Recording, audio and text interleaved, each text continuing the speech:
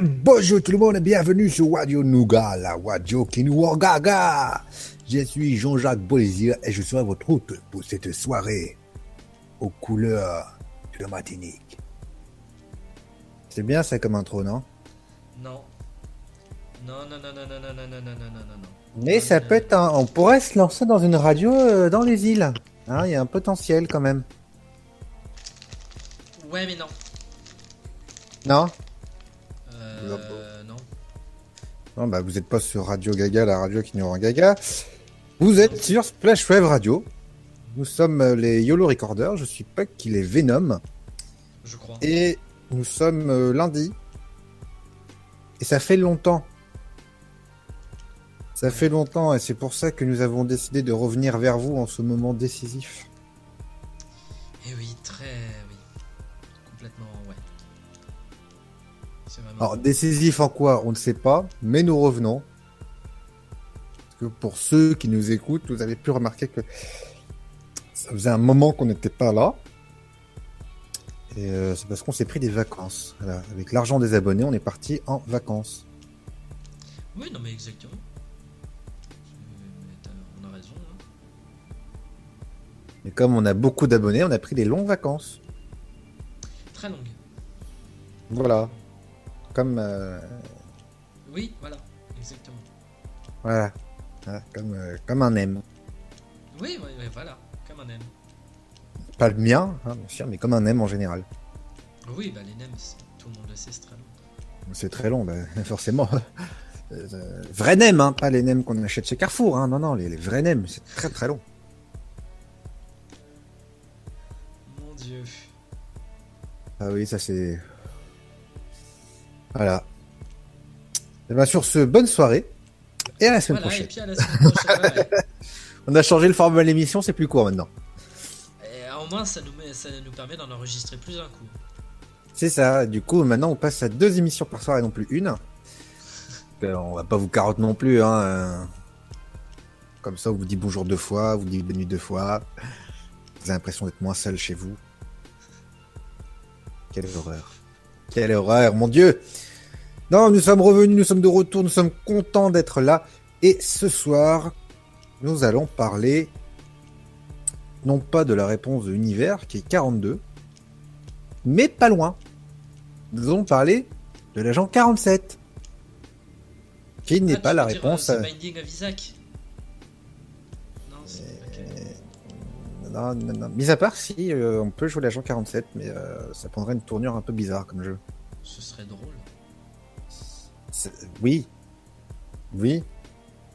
En soi, The Binding of Isaac, c'est ça, hein. C'est le même système de jeu, c'est le même gameplay. Ouais. De loin, c'est une adaptation, c'est une revisite. Car après tout, tous les jeux sont des revisites d'autres jeux. Ça, c'est vachement philosophique comme pensée, n'empêche. Voilà ce que j'en pense. Tout est dit. Non, ce soir, nous allons parler de la série des Hitman,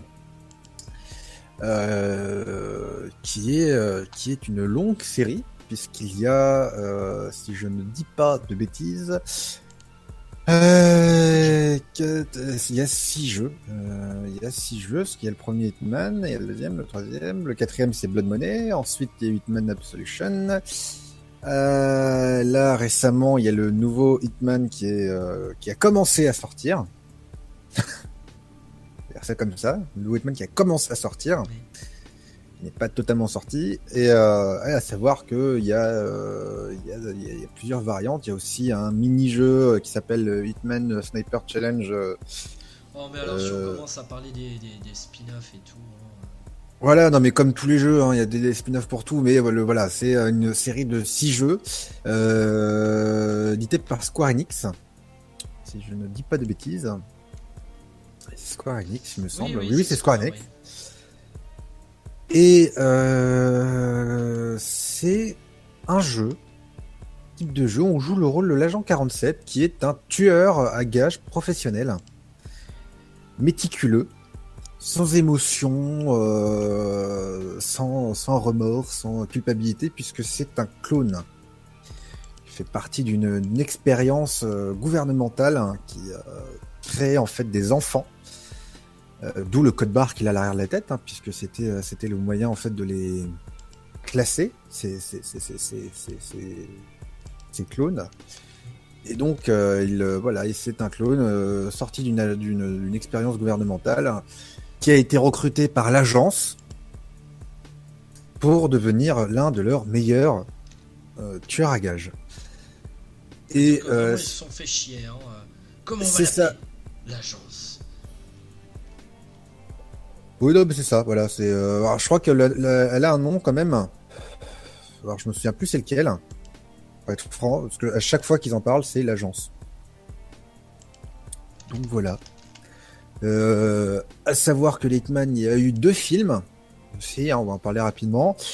Un fait par Luc Besson qui est donc il y a eu un film qui est sorti récemment et qui est très bien. Voilà. Bah écoute, moi je veux pas être je suis un mec chiant. Je suis un mec chiant, c'est-à-dire que là c'est pas nouveau ça. Ouais, mais à l'heure où on parle, alors moi je l'ai pas vu encore, hein, mais donc il y a le dernier, Batman versus Superman qui vient de sortir. Oui, que je n'ai pas vu non plus. Alors, je l'ai pas vu, mais depuis le début, je n'en pense qu'une seule chose. C'est de la merde, c'est ça? Ça va être de la merde. En fait, je suis le genre de mec, je suis chiant, hein, c'est pas volontaire, mais j'ai l'habitude de penser le contraire des autres. C'est-à-dire que là, t'es en train de très fortement sous-entendre que le premier c'est de la merde et. Alors, parce que je suis catégorique, non, le premier, il est sympa à regarder. C'est pas sensationnel, il est sympa à regarder. Mais le deuxième, je trouve qu'il est plus proche du jeu de base. C'est ça.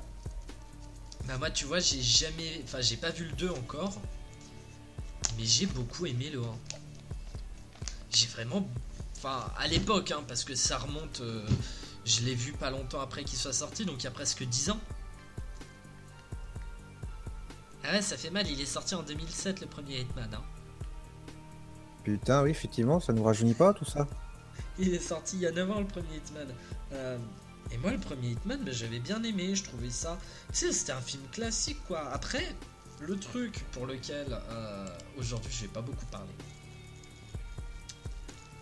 Le truc.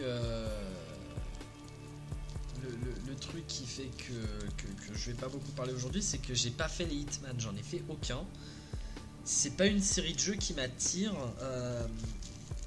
parce que je suis généralement mauvais dans tout ce qui est infiltration. Après l'infiltration. Après, t'es pas obligé de faire toujours de l'infiltration, ça je sais. Mais Hitman, c'est quand même basé sur le principe de l'infiltration, comme les comment il s'appelle, trucs de Tom Clancy là, sorti par Ubisoft. Splinter Cell. Splinter Cell, voilà. Comme un des Spider-Man dans Shattered Universe. Il y avait un jeu Spider-Man qui s'appelait Shattered Universe où on jouait un Spider-Man noir qui devait tout faire par infiltration. Comme les derniers Assassin's Creed. Parce que ça, on va en parler aussi. Aujourd'hui, mais j'ai voulu tester si Syndicate passait sur mon PC, donc j'y ai joué un peu. On en parlera le jour où on fera une émission sur sur les Assassin's Creed. Ne vous en faites pas. Mais où est-ce que j'en étais déjà? Je sais plus où j'en étais. J'en étais où? Tu te disais que t'étais pas friand de ce genre de jeu. Voilà, c'est pas que je suis pas friand, c'est que je suis très mauvais.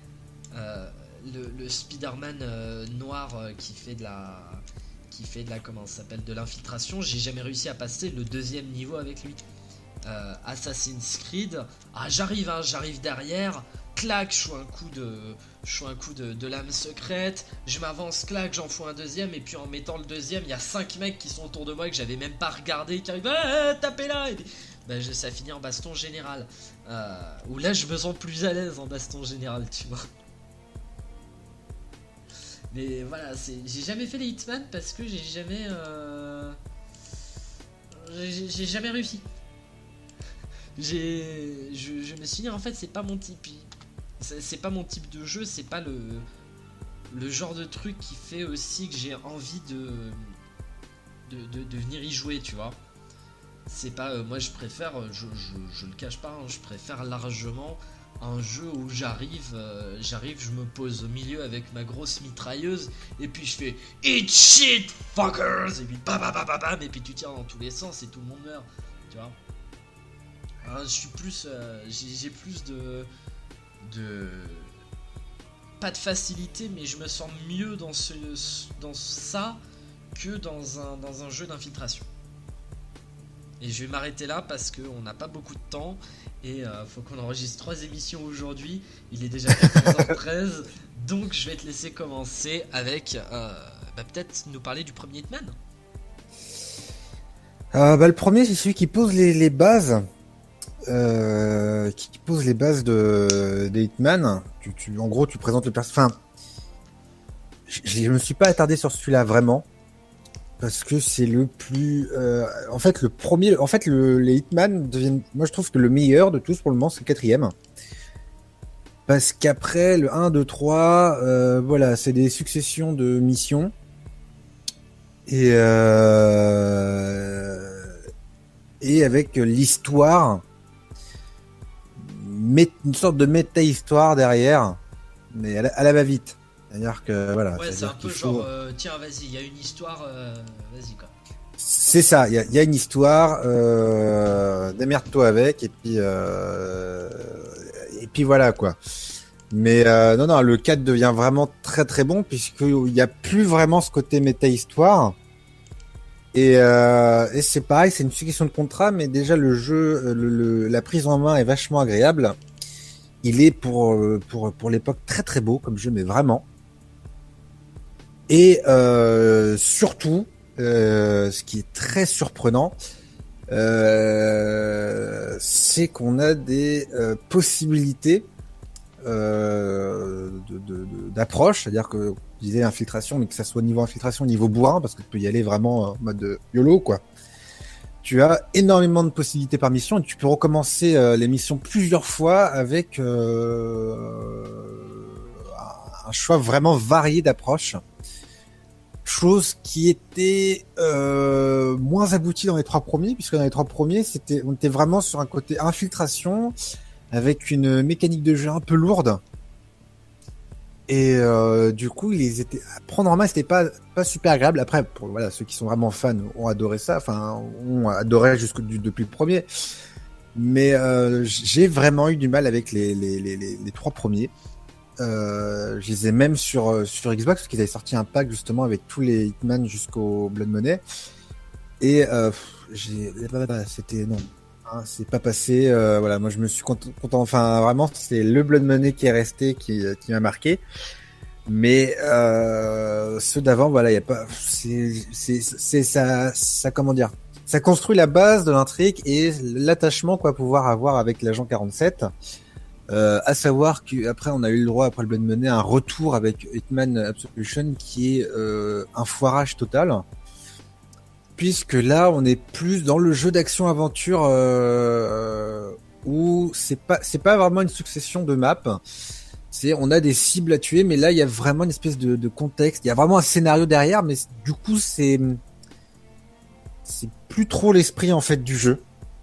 On retrouve plus l'esprit Hitman et c'est déroutant, c'est-à-dire qu'ils ont voulu poser un scénario pour faire une espèce de jeu qui se suit, hein, mais malheureusement on se retrouve avec un action aventure plutôt qu'un Hitman, quoi, un assassinat, une sorte de c'est une mini sandbox, hein, finalement Hitman, hein, on peut voir ça comme ça. Et du coup, pas super agréable à jouer, avec des fonctions de contrat bonus. Enfin, c'était un peu le foutoir. Donc il a fait un peu un bid celui-là. Et là ils nous reviennent avec un nouveau Hitman. Alors en gros, on joue, ça se passe en fait avant. Alors avant lequel, le Duel 3 je crois. En fait ça raconte l'intégration en fait de l'agent 47 dans l'agence. Et là en fait on est placé, en fait on a un contrat, un ou plusieurs contrats dans une immense map, comparé aux autres, dans une très grande map, avec des défis à remplir. Donc sur les méthodes d'assassinat, sur la découverte, enfin il y a plusieurs onglets de défis. Et on peut recommencer à foison le niveau pour pouvoir essayer d'achever le maximum de défis possible, voire tous les défis. Et c'est relativement intéressant parce qu'il y a déjà plus un retour aux sources par rapport au Hitman. Et une éclate totale puisqu'on a plusieurs approches possibles. Donc on peut passer plusieurs heures sur le même niveau à délirer, à faire n'importe quoi, à explorer ne serait-ce que la map pour découvrir les petits secrets, les petits machins, les petites possibilités d'assassinat possibles. À savoir que y a un système, en fait, où on peut en ligne déposer nos contrats ou résoudre les contrats proposés par d'autres joueurs. Et c'est vraiment un retour aux sources qui n'est pas désagréable, pas se mentir. Et très très bon jeu, malgré le fait que il y en ait beaucoup qui râlent parce que ça va être une sorte de jeu épisodique. Ça va être un jeu épisodique, hein, clairement. Ça va être un jeu épisodique, que ils ont annoncé clairement qu'il y aurait une version finale complète et une version boîte qui sortirait en janvier 2017. Donc voilà, ça fait polémique. Il y en a qui disent oui, mais alors ceux qui ont acheté la version complète en numérique et qui vont attendre leurs épisodes tous les mois, si jamais ça ne fonctionne pas et que on se retrouve comme des cons à payer 60 boules pour se retrouver à avoir que 1 ou 2 épisodes jouables parce que le projet a été abandonné, comment ça se passe? Eh bien, on s'en fout, puisque ça reste des spéculations. Pour l'instant, c'est un projet abouti. Qui a l'air quand même, je regardais les chiffres, voilà, qui a quand même bien fonctionné. C'est un projet qui a bien fonctionné, qui a fait un joli chiffre de sortie, qui continue à faire un joli chiffre, puisque il y a des gens qui se sont dit, moi je vais être moins con que les autres, selon leur dire, et j'achèterai épisode par épisode, comme ça je suis sûr de pas payer trop cher. Tu sens que ces gens-là, ils sont un peu à l'ouest. Ah bah après... Puisque sur le calcul, acheter épisode par épisode revient plus cher que de prendre le risque d'acheter le complete experience. Et oui, effectivement, de se retrouver dans le cas de la spéculation où ça y est, nous annonce que finalement le projet s'arrête là et que voilà, tant pis. Sachant que je pense que si ça se passe comme ça, il y aura des dédommagements pour les joueurs. Je sais pas parce que... Alors attends, faut que j'allume mon Steam. Mais il me semble que t'es pas obligé d'acheter épisode par épisode. Non, tu peux acheter le complete experience, donc à 60 boules. Et du coup, tu as accès à tout le contenu. Voilà, au fur et à mesure. Voilà, c'est ça, c'est le season pass. T'en as qui sont soi-disant plus malins que les autres. Et qui disent que non, moi je vais acheter épisode par épisode, comme ça je suis sûr de pas me faire gruger. Non, hein? Non mais si, je vois, mais après ça dépend le prix des épisodes, tu vois, ça dépend combien il y a d'épisodes et le prix. Alors il y a 6 ou 7 épisodes qui coûtent je crois que c'est 13 ou 15 euros chacun, si je dis pas de bêtises. Après on a juste le premier qui est sorti pour l'instant. Ce que je veux dire, c'est qu'il y a pour l'instant il y a le premier qui est sorti effectivement à 13 euros. Mais si ça se trouve, les prochains seront moins chers. Pour le moment, il y a Pour, juste... pour s'aligner sur le prix de l'expérience pour complète. s'aligner sur le prix de l'expérience complète. Sachant que tu as le... Ouais, non, ça revient pas à moins cher pour l'instant. Ce que j'allais dire, t'as le upgrade pack. Moi, je vois ça sur Steam. L'upgrade pack, en fait, c'est tout simplement qu'ils ont changé les noms. Hein. Faut être honnête, c'est-à-dire qu'il y a le intro pack qui est l'épisode 1, qui est à 13€ pour l'instant. Le full experience qui est le jeu complet à 50€. Et le upgrade pack qui est à 40. Et ouais, il y aura des gens qui vont avoir pris l'épisode 1 et qui vont avoir pris juste après le upgrade pack ou truc comme ça. Moi, ce que je vois qui m'énerve le plus, c'est les gens qui mettent des pouces rouges au jeu en disant oui, encore un jeu en kit, on en a marre de...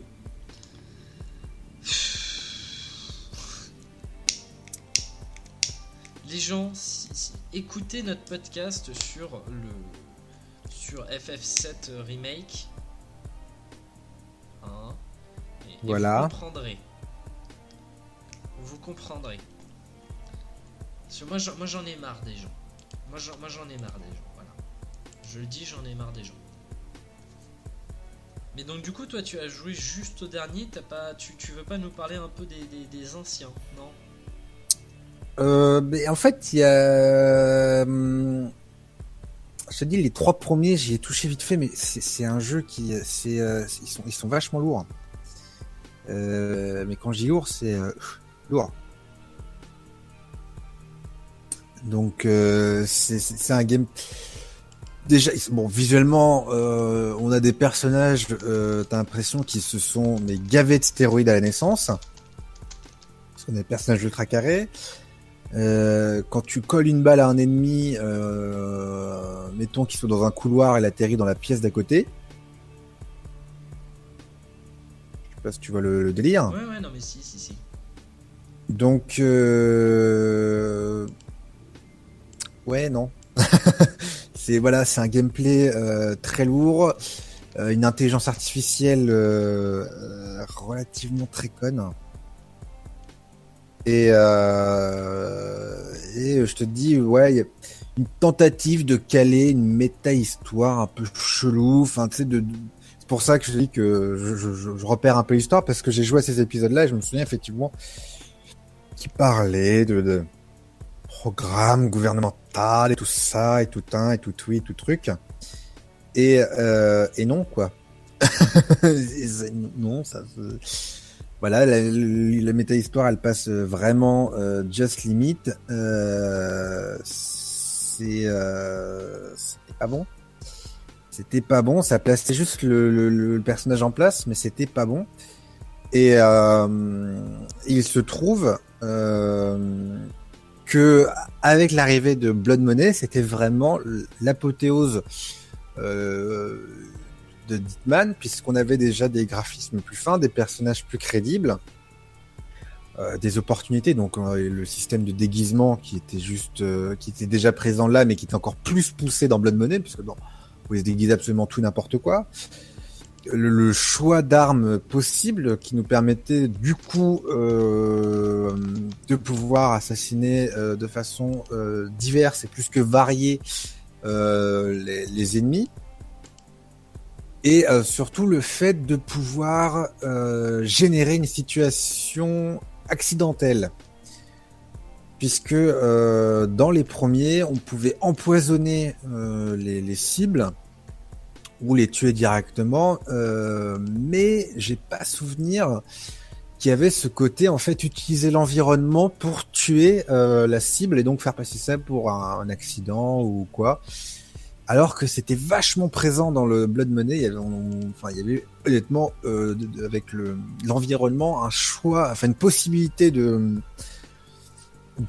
meurtre en fait relativement impressionnante, et du coup c'était pour ça que je vous dis, il y a plein de niveaux. Moi je sais quasiment tous les niveaux, je les ai fait, refait sur Blood Money, parce qu'il y a tellement de possibilités, tellement de choses à voir et à faire que c'était c'était hallucinant. Il avait une durée de vie incroyable, et c'est ce qu'on retrouve dans le nouveau Hitman. Et c'est pour ça que je fais un peu le zap sur le Hitman Absolution, donc qui est donc, techniquement le 5e, puisqu'on s'est retrouvé vraiment avec un action shooter. Ouais, mais justement, au contraire, c'est le moment d'en parler, d'expliquer pourquoi est-ce qu'il est mauvais. Pour les gens qui ne l'ont pas fait, pourquoi est-ce qu'il est mauvais? Bah, il est mauvais parce que les gens réclamaient du Hitman, et Square Enix dit, bah, on va dire que les gens qui aimaient bien Hitman ont réclamé qu'Hitman revienne, qu'on sorte un nouveau Hitman. Enfin, c'est comme la plupart des séries, hein, des licences. Hein, à chaque fois, il y a une demande et après, on se plaint. Bon, à partir de là, voilà. Et donc du coup, bah ils ont sorti, enfin ouais, ils l'ont fait. Tu sens qu'il a été fait en speed, quoi. Ils se sont dit ouais, on va rajouter des éléments nouveaux, on va essayer de placer un cadre scénaristique de façon à ce que ça fasse un peu jeu couloir, non plus des niveaux comme ça, des contrats avec différentes cartes, mais vraiment un jeu sur la continuité. Qui ne, voilà, c'est pas différent. On va pas passer de carte en carte. Non, c'est une continuité, c'est des niveaux qui s'enchaînent. Pour le moment, c'est-à-dire que là pour le moment il n'y a qu'une seule carte qui est sortie. L'autre je sais pas quand est-ce qu'elle sort, ça sort début avril je crois. C'est ça, mais là sur le prochain Hitman ça sera pas par exemple tu joues à Paris et après tu passes, c'est vraiment des cartes distinctes. Des cartes différentes. C'est pas, t'as pas une carte reliée par un tunnel, c'est ça ce que je veux te dire.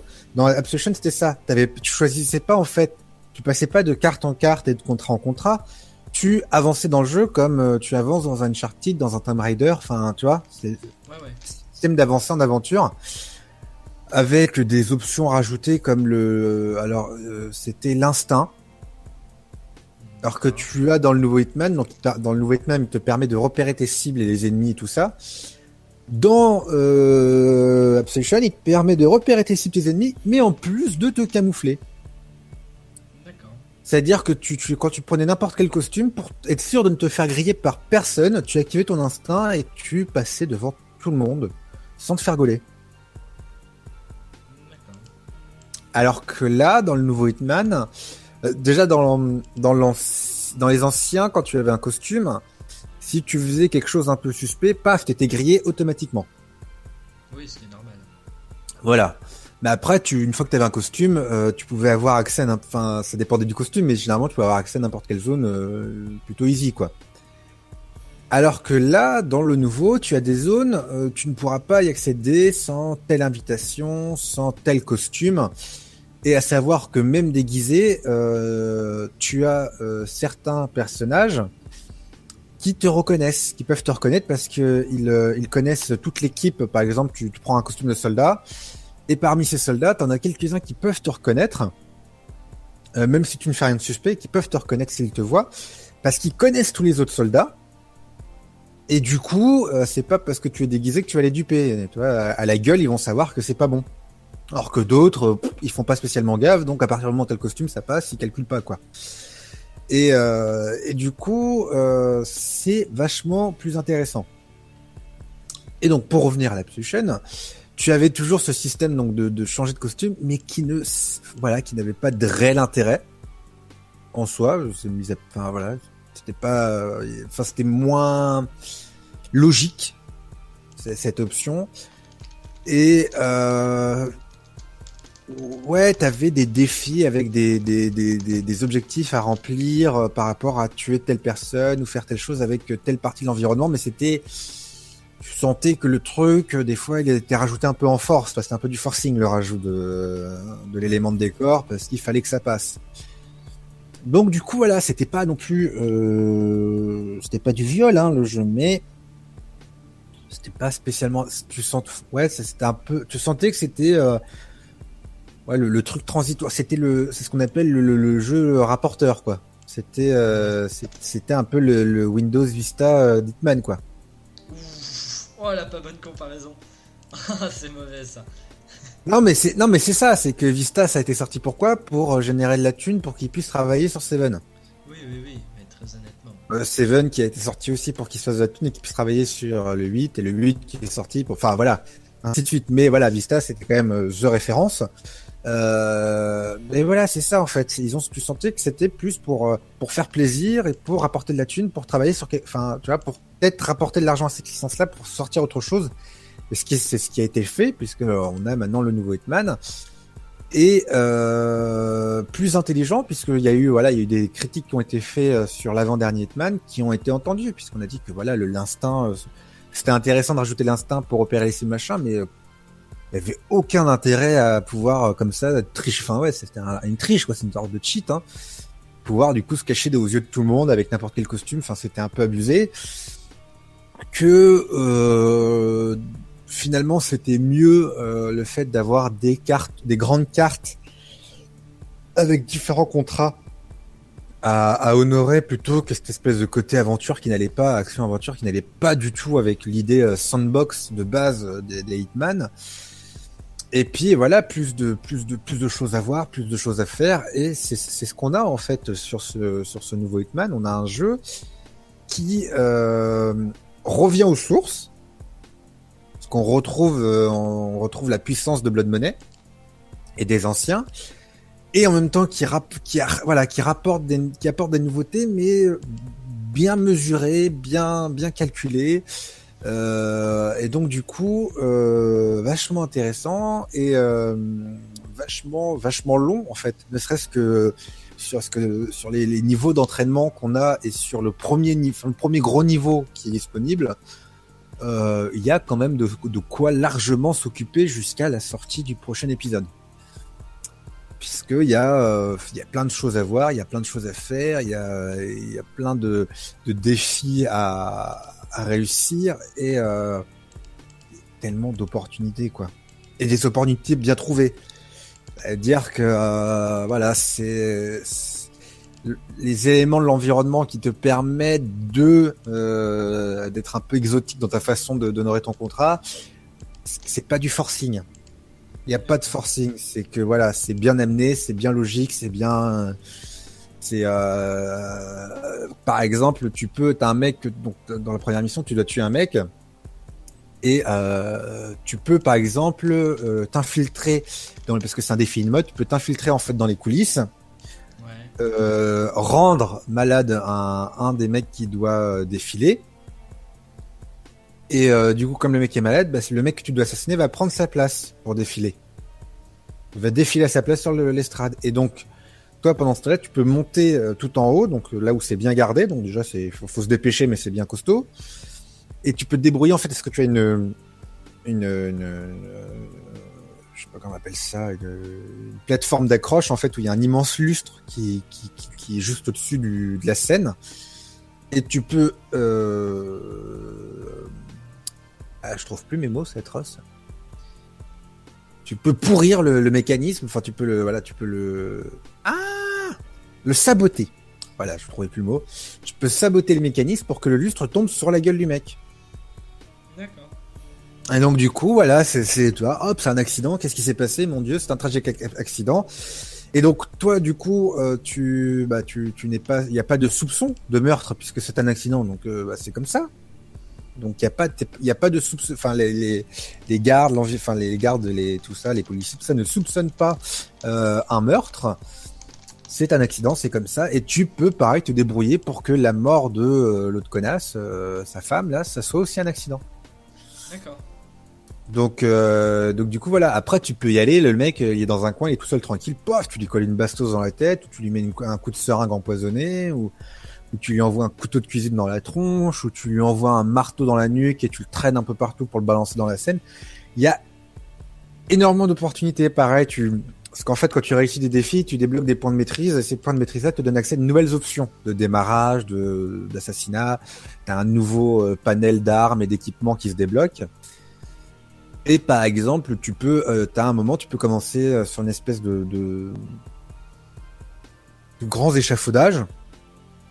Et en fait, le but étant de claquer les deux mecs, enfin les deux personnes du contrat uniquement au sniper. Mais pareil, sans te faire repérer, tu peux.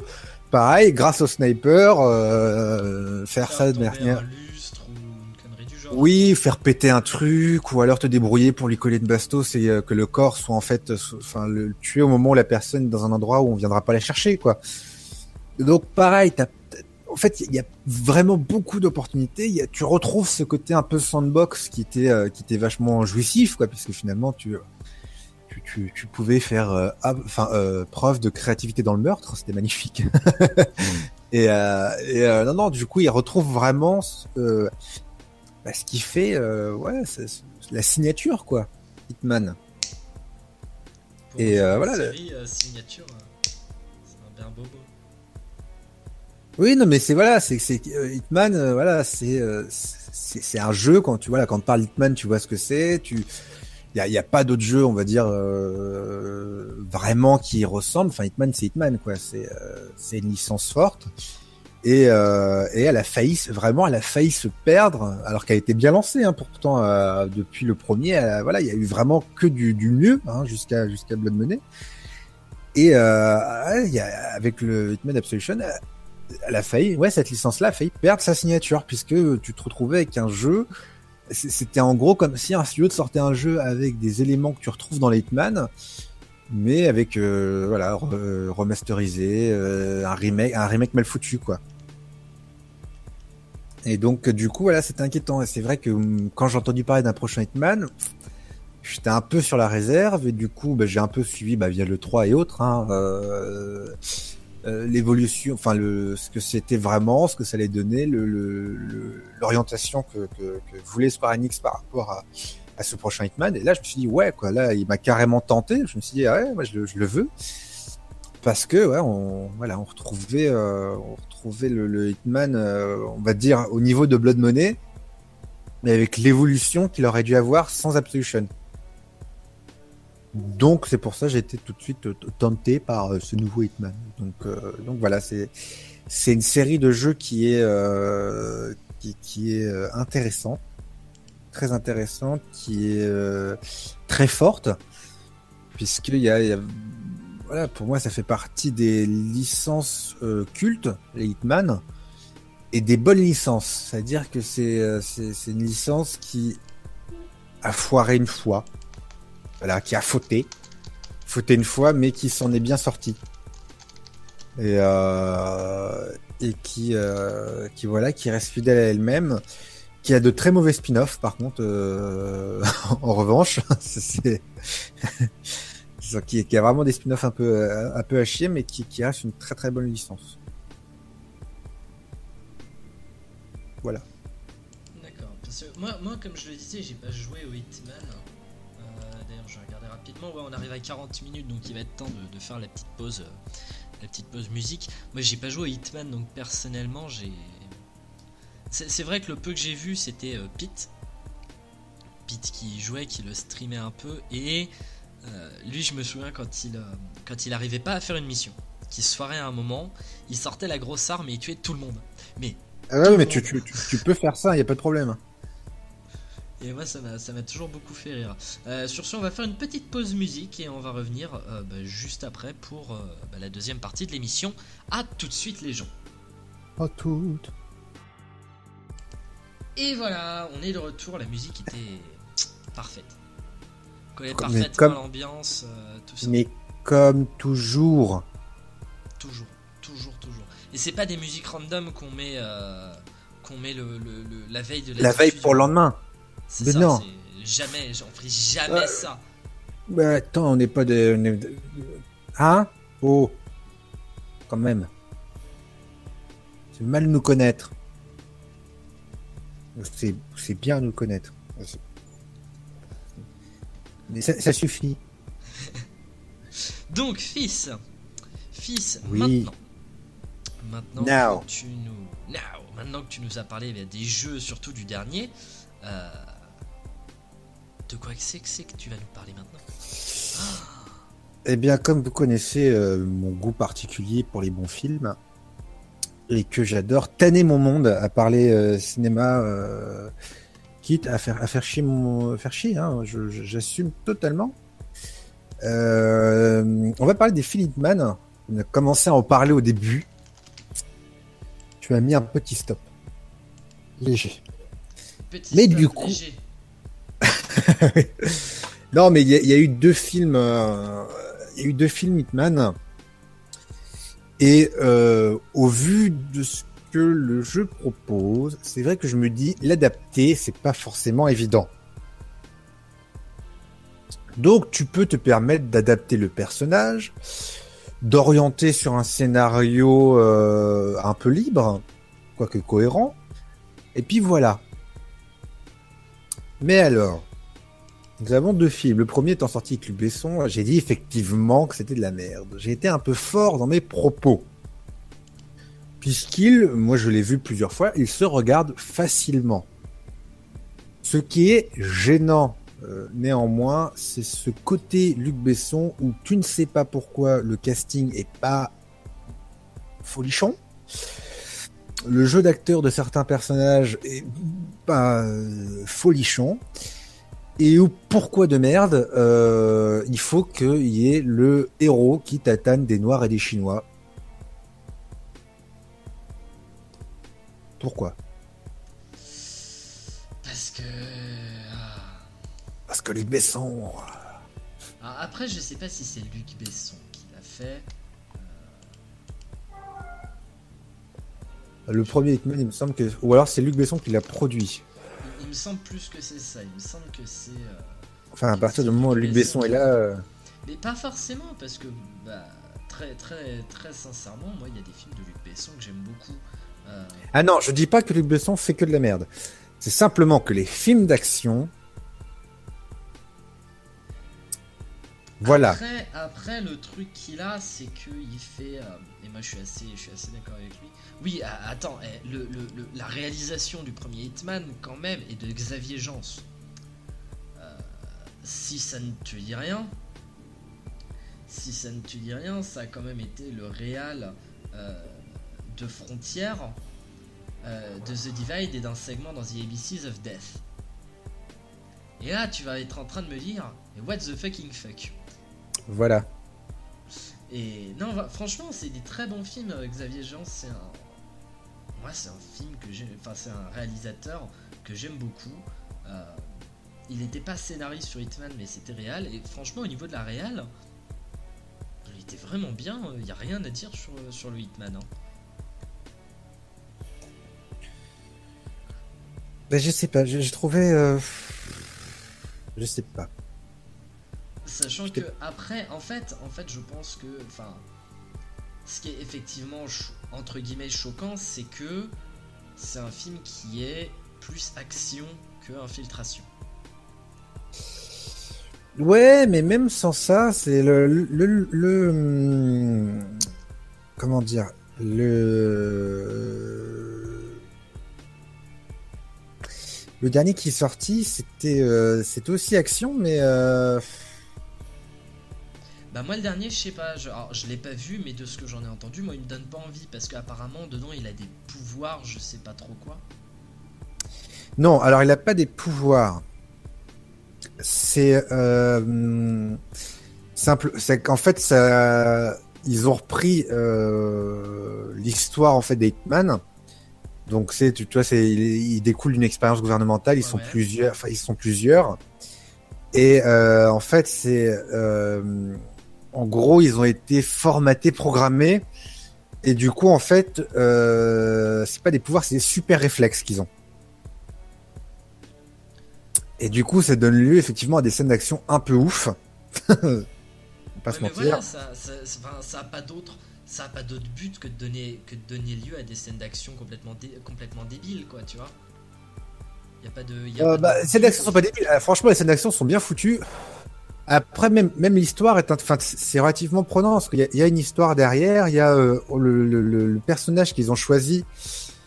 Et alors c'est marrant parce qu'en fait le personnage ce n'est pas l'agent 47. Je spoil vite fait parce que moi je pensais en fait que c'était l'agent 47, ce n'est pas l'agent 47, c'est un agent. Et ils ont en fait à la fin t'as le petit clin d'œil où ils sont ils ont affronté tous les dangers et tout ça.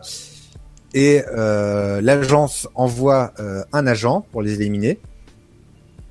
Et c'est l'agent 47. Et le vrai agent 47. D'accord. Voilà, donc t'as le petit t'as le petit clin d'œil de fin qui est tout mignon, quoi, qui est mimi, qui est choupi. Mais le film reste, moi je l'ai trouvé plus agréable à voir que le premier. Le premier, voilà, il se laisse regarder, mais je trouve qu'il était plus agréable à regarder que le premier. Ah, moi, je sais pas. Alors, j'ai pas vu le 2, hein. Va vraiment falloir que je le voie. Mais Mais... c'est pas vraiment le 2 en fait, c'est pas une suite logique, hein, c'est. Oui, non, mais voilà. Enfin, je l'appelle le 2, c'est pour. Tu vois bien. Mais. Je sais pas, moi, le 1, je l'avais vu à l'époque. Et comme je te dis, je connais pas les, je connais pas les jeux. J'ai pas joué au jeu. Et. Pour moi, il y a toujours ce souci d'adaptation.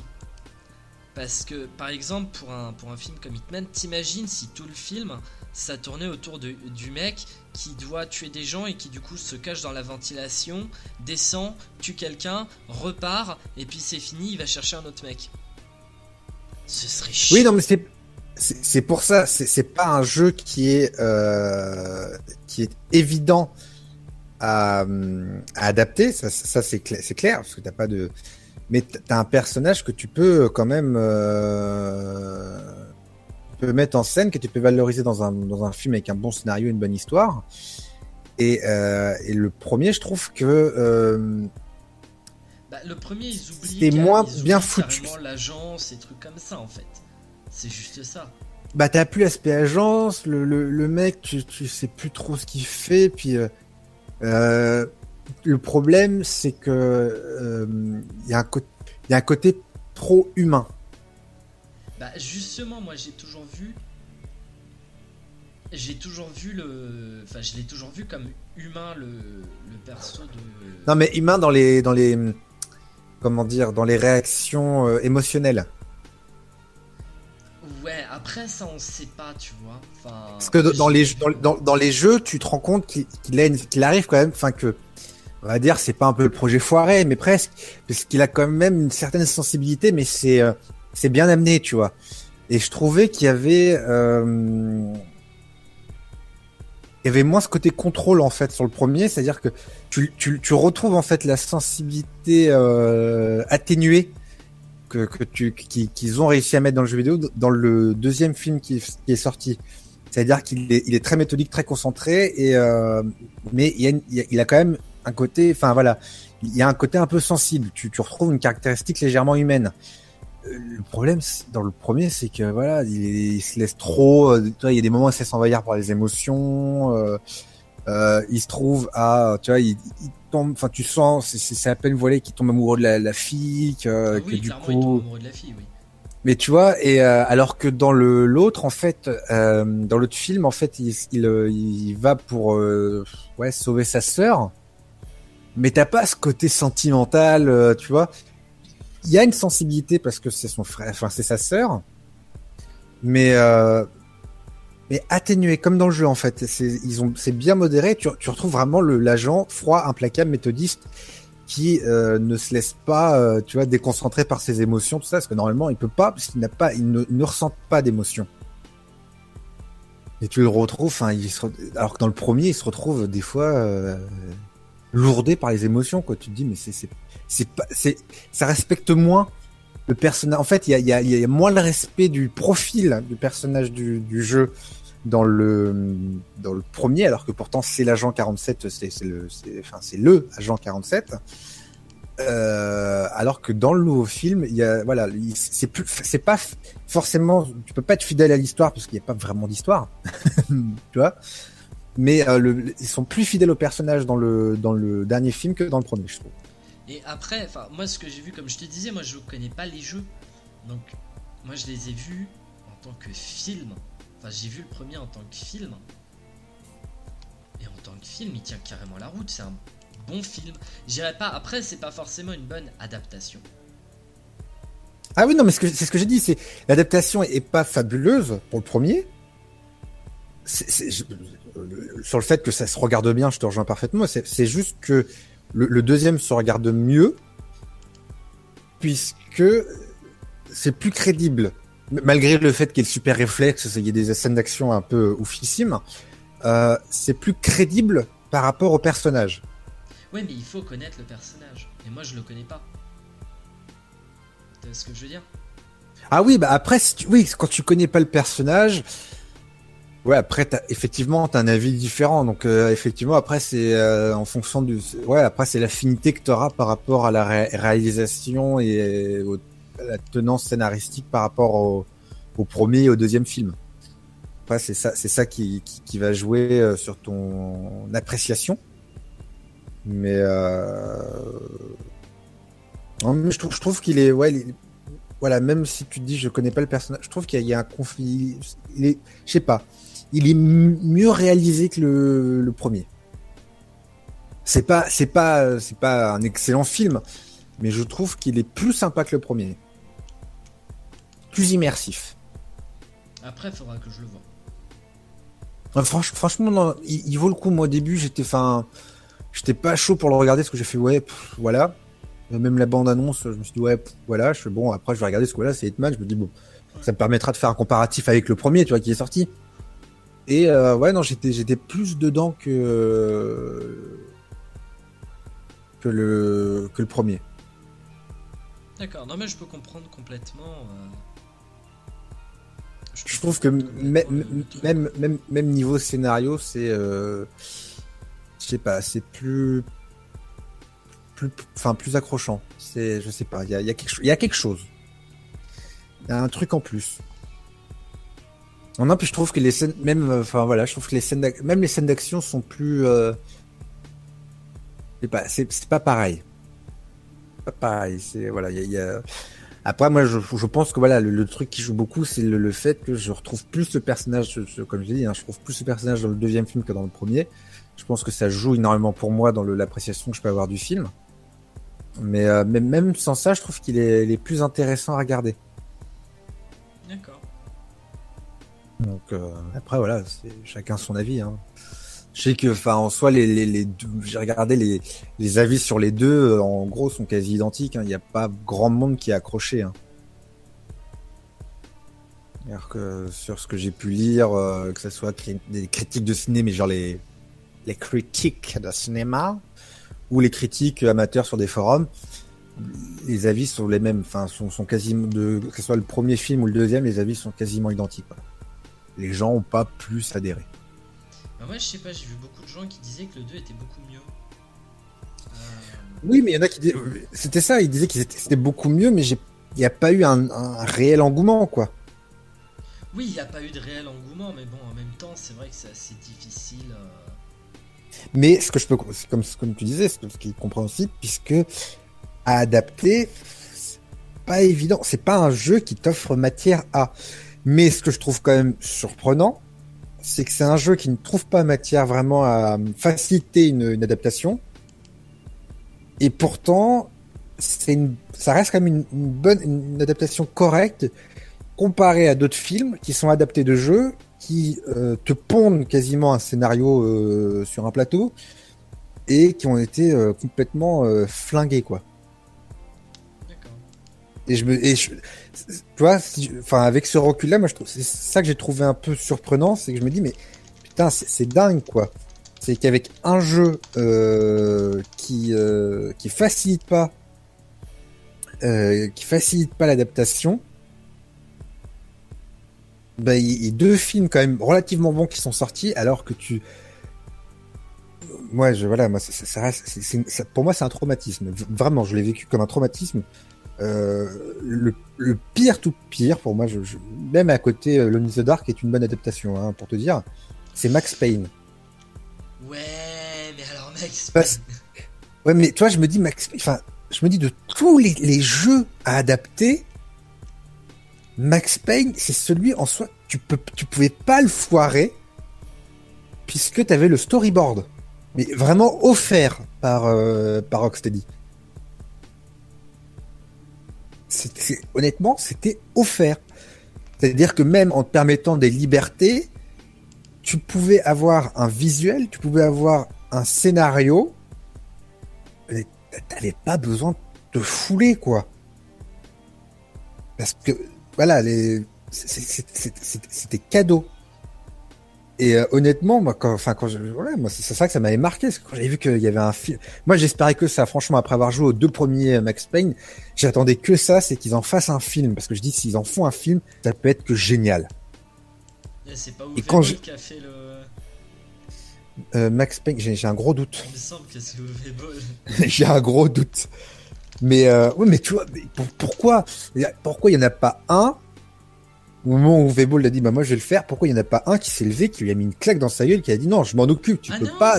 c'est pas Uwe Boll, c'est John Moore. Bon bah Attends. ça va alors. Bah, enfin John même, Moore. pareil, John Moore, quelqu'un aurait dû se lever, lui gifler ce mec-là à ce moment-là quand il a Oui, mais pondu son enfin, idée quoi. John Moore, c'est le réalisateur de Die Hard 4. Et alors, il est bien d'ailleurs 4. Bah C'est le ça, il est bien. réalisateur de La Malédiction aussi. Oui bon, celui-là est un peu moins bien, mais Et non, non Die mais Hard 4 est pas bien quand tu vois les trois autres. Non, il est pas bien. Quoi. non, il est pas. Non, c'est vrai que comparativement aux autres, c'est pas, ça relève pas du génie. Mais c'est en tant que film d'action, au même titre que The Expendables, c'est Attends, confortable à c'est le 4 ou le regarder. 5. Attends, j'ai un petit doute. Parce que c'est Belle Journée pour Mourir, c'est le quatrième ou le cinquième? Ah, c'est le cinquième, pardon. Il a pas fait Die Hard 4, il a fait Die Hard 5. Je sais pas si c'est pire. Parce qu'attends, le 5, c'est pas avec son fils? Mais non, je crois que c'est le 4 avec son fils. Je sais pas, j'ai Non, pas vu. le 4, c'est avec le hacker. Le 4, oui, le 4 c'est avec le hacker que moi j'aimais beaucoup. Mais qui, oui, bah, Oui, c'est ça, Die Hard 4. le Retour 4, en oui, enfer. il est vachement bien. Moi, je l'ai revu il y a pas longtemps, franchement, il est cool. Bah, moi j'ai bien aimé, mais c'est vrai que comparément aux trois premiers. Ah oui, non, mais après, bon, en plus, si tu places le premier avec Rock dedans, voilà. Voilà, et puis je suis désolé. Ok, le 4 est quand même un peu cool parce que le hacker, justement, le fameux hacker. Il est connu comme acteur. Oui, bah oui, c'est le premier Hitman. Attends, le hacker, Le hacker de Die Hard 4, c'est le premier Hitman. c'est celui qui joue le premier Hitman? Oui. Et Oh putain, non, tu te fous attends, de ma gueule, quoique, attends. non, Thomas, attends, parce que moi je les ai Non, pas non, vus parce que là, au attends, niveau de la Justin gueule. Long. Ah non, Justin Long, attends. Non, parce qu'il y a Ouais, le non. mec qui joue, il y a le mec qui joue le premier Hitman dans Die Hard 4. Par contre, le mec qui joue le hacker a joué dans Dodgeball. Il Ah, a je l'ai vu dans joué- quelque chose de plus fort comme film. Il a joué dans Jusqu'en Enfer, il a joué dans Funny People, il a joué dans My Movie Project aussi. Il a joué dans le dernier Veronica Mars. Il a joué dans le dernier Kevin Smith. Kevin Smith qui d'ailleurs était dans Die Hard 4. Alors, ce qui est marrant, c'est que je trouve que Justin Long, il a un petit côté, mais alors vite fait, Keanu Reeves. C'est pour ça que j'ai dit un petit côté. Je sais pas. Ah si, je l'ai vu dans Cheaper Creepers aussi. Ouais, mais alors là, tu me cites des films. Oui, bon voilà. Voilà, c'est merde, mec. Sérieusement, quoi. Ah, et dans Zack et Miri tourne un porno, je savais bien que je l'ai vu quelque part. Bah oui, Zack et Miri, oui, bien entendu. Mais franchement, Dodgeball, quoi. Merde. Dodgeball. C'est vrai. Dodgeball, c'est le nerd, quoi. C'est la pom-pom girl. C'est oui, il joue la. Enfin, c'est compliqué. Mais bref. Parce que là, on s'écarte quand même vachement du sujet. Non, moi j'ai beaucoup aimé. J'avais beaucoup aimé à l'époque le premier Hitman. Le deuxième, je l'ai pas vu. Après, les jeux, très sincèrement, je sais pas si je vais les faire. Mais honnêtement, te connaissant, en plus, enfin, honnêtement, même si t'es pas fan d'infiltration, ce que je peux parfaitement comprendre, il y a tellement moyen de se coller des barres. Et juste ça. Moi, te connaissant, mais honnêtement, te voir jouer Hitman, mais je serais mort de rire. T'as tellement de possibilités que ça serait mais fantastique. Mais je te le dis, hein, fantastique. Mais je sais pas parce que là je vais parler un peu Real Talk puisqu'on a vous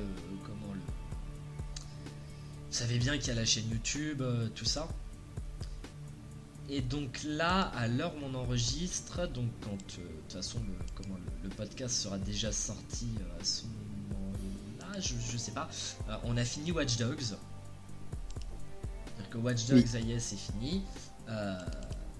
Après Watch Dogs, j'enchaîne directement avec Prototype. Voilà, parce qu'en fait, normalement, début avril, donc il y a quelques jours pour vous, on devait faire un jeu avec Babal, Yota et Apo. Je vous dirai lequel c'est plus tard, mais Babal, Apo et Yota et moi, on devait faire un jeu. Le truc, c'est que Babal ne peut pas avant fin avril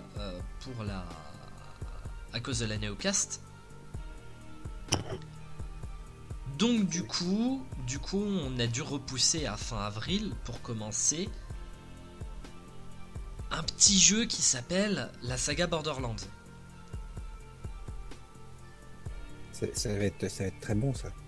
Voilà, donc du coup, moi j'ai cherché un jeu à faire entre en fait Watch Dogs et Borderlands. Donc je me lance dans Prototype. Normalement, quand vous écouterez ça, ce sera peut-être pas sorti, je sais pas. Mais ouais, en tout cas, Prototype. Et après, je sais pas, mais enfin, moi, tu me connais, quand je fais un jeu, j'aime bien faire la série en entier. Bah oui. Et donc, si je commence les Hitman, il faudra que je les fasse en entier, sachant que là, j'ai donc les 3 Borderlands à faire parce que j'ai acheté The Pre-Sequel, j'ai guaqué Steam entièrement. J'ai complètement guaqué Steam parce que petit real talk encore une fois, petit tutoriel comment casser Steam. D'accord ? Ça commence par vous prenez des jeux que vous avez déjà. Par exemple, moi j'avais Borderlands 1 que j'ai acheté il y a 4 ans. Je l'avais acheté à 10€ à l'époque avec les DLC. C'était le Gothic, j'avais acheté à 10€ dans un Leclerc. Enfin bref, voilà. Vous prenez Borderlands 2 qu'un ami vous a offert en Gotti pendant les soldes de Steam, qu'il a payé 7€. Donc ce qui fait un petit 17€. Et puis vous avez Steam qui fait des packs de jeux. Et jusque là, quand tu achetais un pack de jeux, tu achetais le pack complet. Par exemple, le pack Borderlands, c'était Borderlands 1, Borderlands 2 édition Gotti, tous les DLC de Borderlands 1 et Borderlands The Pre-Sequel. Le tout pour, on va dire, 20€. Ce qui te fait en fait pré-sequel à 3€. Ce qui te fait en fait que maintenant, avant, quand tu achetais le pack, si tu avais Borderlands 1 et 2 et que tu achetais le pack pour avoir le pré-sequel à moins cher, et ben c'était mort parce que tu étais obligé de payer 20 boules ton pack et que tu avais acheté Borderlands 1 et 2 pour rien parce que tu ne pouvais pas les offrir à quelqu'un et tu ne pouvais pas les enregistrer sur ton compte vu que tu les avais déjà. Ce qui peut faire assez mal. Qui pique. Ça peut piquer. Et donc il y a 2 semaines plus ou moins, enfin à l'heure où on enregistre, c'était pas ce week-end là mais le week-end d'avant, ils ont sorti un pack Borderlands. Et maintenant Steam, quand tu as des jeux dans ta bibliothèque et que ces jeux sont dans un pack, ils sont retirés du pack et le prix aussi est retiré du pack. Ce qui faisait que j'ai eu Borderlands The Pre-Sequel qui était normalement à 15,99€. Je l'ai eu à 4,80€. La bonne affaire. Le tuto Comment guaquer Steam par Venom. En parlant de guac d'ailleurs, j'y pense. J'ai réservé Quantum Break. Ah oui. Et donc, comme je l'ai réservé, je vais avoir droit à la version digitale de Alan Wake et son... pas vraiment DLC. Enfin, Alan Wake et tous les DLC avec... suite, ouais. Avec l'espèce de spin-off. Oui. Sauf qu'ils font partie des jeux rétrocompatibles. C'est pour ça qu'ils offrent la version digitale. Sauf que moi, Alan Wake, ainsi que tous les DLC et le spin-off, je les avais déjà DL sur ma Xbox 360. Merde. Ce qui fait que Donc je vais avoir les codes de téléchargement. Et je connais quelqu'un qui m'est proche qui a la 360. Pense à moi. Pardon, j'ai mal à la gorge là, je comprends pas. Non, Et non, donc je me suis dit, qu'est-ce que je vais foutre de ces codes? Eh ben si tu veux me les filer, moi je veux bien. Même si je crois que j'ai déjà Alan Wake. Alors je suis pas sûr de l'avoir en vrai. Je suis pas sûr de l'avoir du tout en fait. Je crois que je dis des conneries. Alors c'est pas Ubisoft, c'est EA. Il y a trop... Alors... Real Talk. Encore on fait beaucoup trop de Real Talk. Real Talk. Messieurs les éditeurs, comme messieurs des chaînes de télé ou messieurs des sites internet, ça ne sert à rien de faire 50 services différents qui font la même chose. Ça ne sert à rien d'avoir TF1 Replay, M6 Replay, Canal Plus Replay, W9 Replay, NT1 Replay, D8 Replay. Ça ne sert à rien. Les gens veulent quelque chose de centralisé, comme ça ils lancent, je ne sais pas, France Télévisions Replay, et ils ont accès à tous les replays de toutes les chaînes de télé de France. Vous voyez, ça c'est bien, ça c'est cool. C'est tu veux regarder une série de TNT, pas la TNT que nous on a en France, mais TNT, une chaîne américaine. Tu veux regarder les séries de TNT, tu veux regarder les séries de ABC, tu veux regarder les séries de CBS, tu veux regarder les séries de USA Network, tu vas sur Netflix. Netflix c'est bien. Netflix ça centralise tout. Et même s'il y a des gros cons genre HBO qui refusent que leur série arrive sur Netflix, ce qui fait que tu ne peux pas regarder Game of Thrones, Les Sopranos, The Wire, tout ça sur Netflix, tout le monde s'en fout parce que HBO, tout le monde le pirate. Non, on peut pirater HBO? Oui. Ah. Donc, pardon, je suis mort de rire comme un con. Donc, messieurs les créateurs de jeux, pensez à nous et faites la même chose. Au lieu de faire EA Origins, Ubisoft, Uplay et Steam, faites tout sur Steam. Tout sur Steam, c'est bien. Tout sur Steam, les gens sont contents. Vous voyez, c'est bête, hein. Mais si tout était sur Steam, ce serait bien. Ce serait la vie. Et moi, là, ce qui m'emmerde, c'est que vous voyez, j'ai littéralement les 3 ouverts sur mon PC actuellement. C'est-à-dire que, en plus, c'est avec des conneries. C'est-à-dire que, par exemple, sur mon Origin, j'ai Dragon Age Origins. Sauf que sur mon Steam, j'ai aussi Dragon Age Origins. Parce que j'ai eu Dragon Age Origins gratos sur Origin quand il est sorti. Et j'ai eu Dragon Age Origins dans un comment ça s'appelle, un Humble Bundle sur Steam et pas sur Origin. Vous nous faites chier.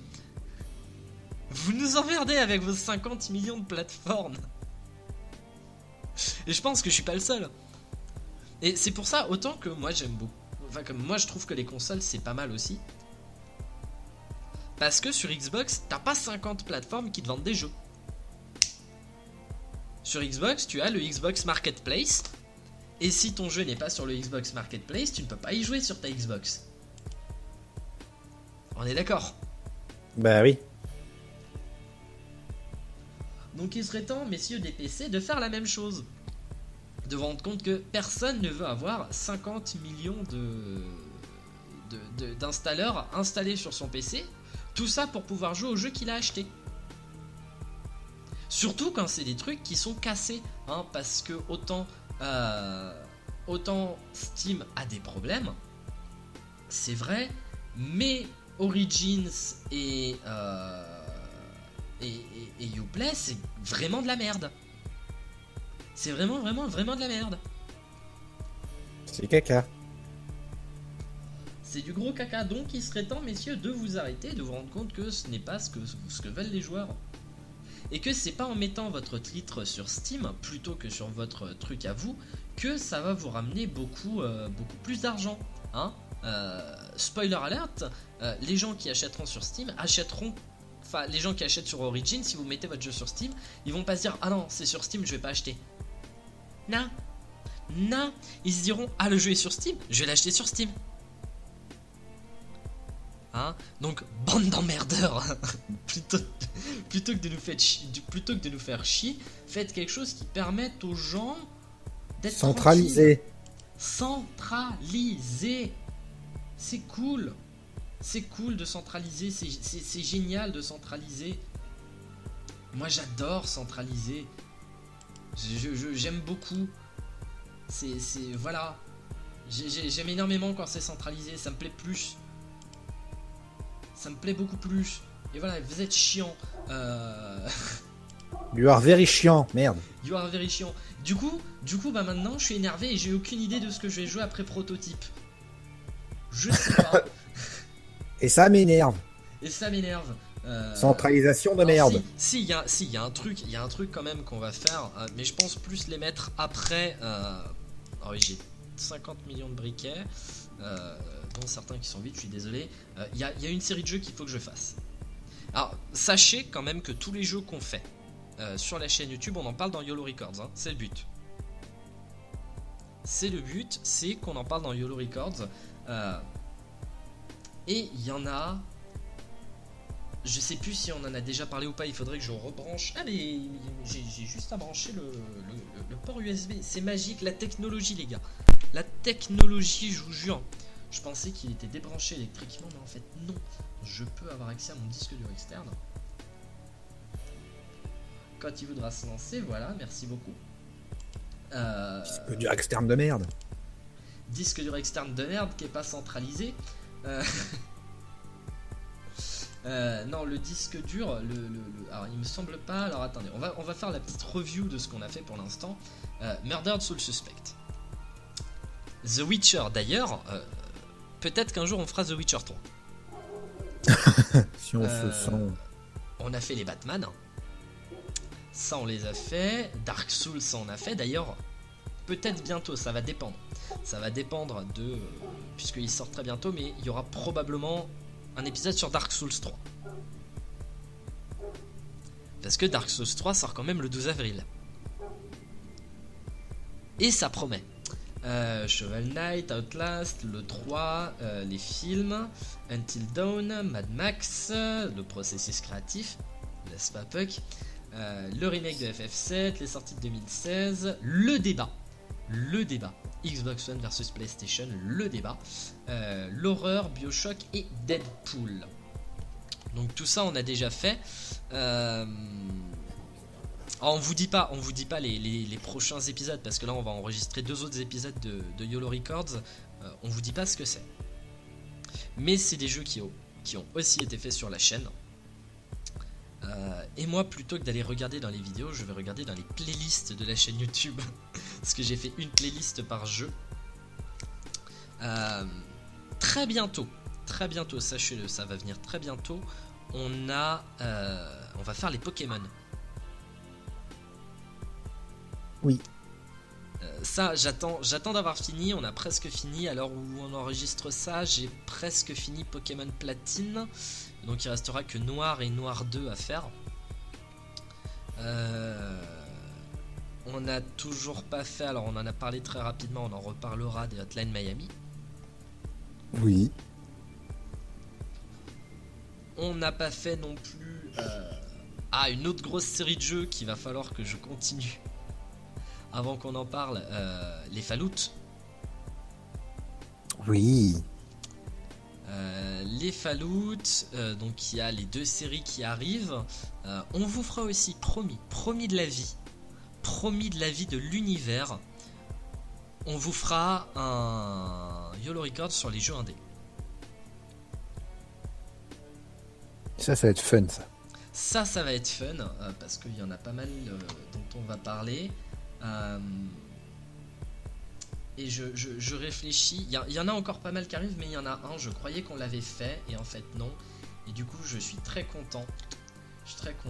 Qu'on l'ait pas encore fait. C'est une série que je risque de faire juste après les Borderlands. Je pense que Puck, tu sais de quoi je veux parler. On parlait de meurtres qui passaient pour des accidents. Oui.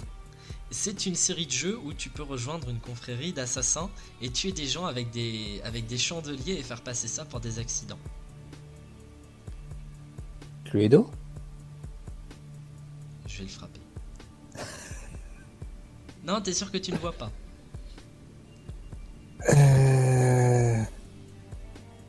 Skyrim? Oblivion? Exactement. On peut tuer les gens avec des chandeliers? Et bah, il y a une mission, parce que justement, quand tu parlais du chandelier, moi ça m'a fait penser à ça. Il y a une mission dans Oblivion où on doit tuer un mec. Et pour le tuer, on peut donc soit rentrer chez lui et l'assassiner, et à ce moment-là, il faut scoltiner ses gardes avec.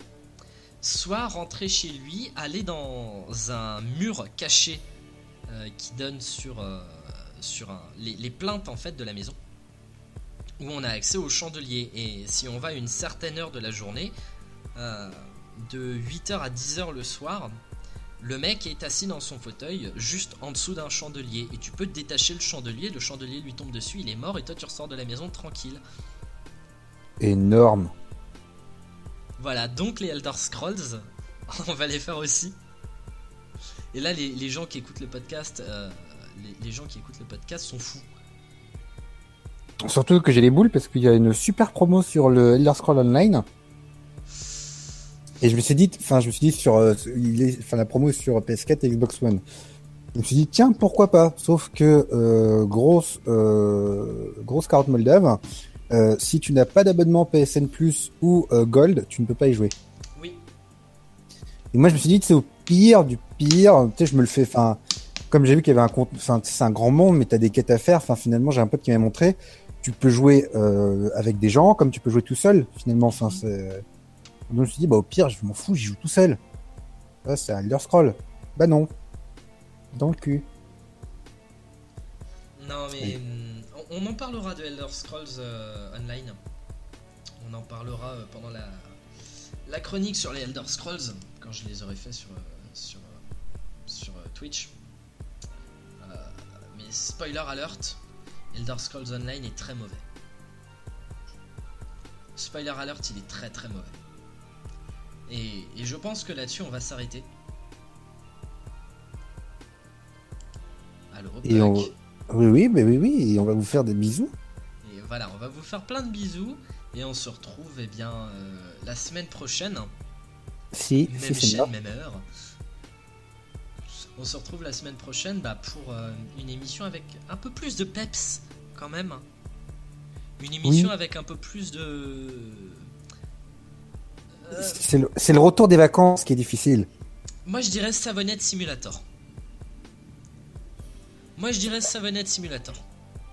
Moi je dirais Quenelle Simulator surtout, oui.